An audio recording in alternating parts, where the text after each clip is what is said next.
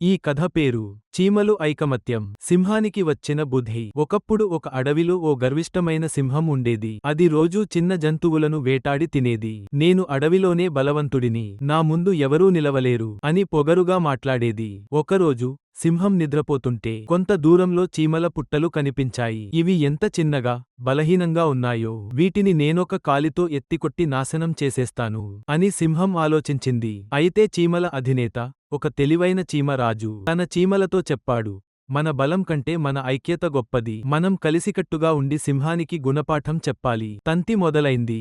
వేలాది చీమలు కలిసి సింహాన్ని ఎక్కాయి.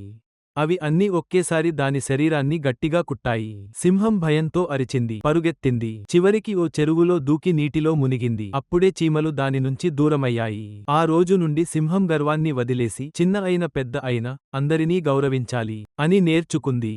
ఈ కథ యొక్క మూల్యం, ఐకమత్యమే బలమైన ఆయుధం. చిన్నవాళ్లను అగౌరవించకూడదు, ఎందుకంటే వాళ్ల దగ్గర గొప్ప బుద్ధి, ధైర్యం ఉంటాయి. ఇలాంటి మరిన్ని కథలు కోసం వెంటనే మా ఛానల్ని సబ్స్క్రైబ్ చేసుకోండి.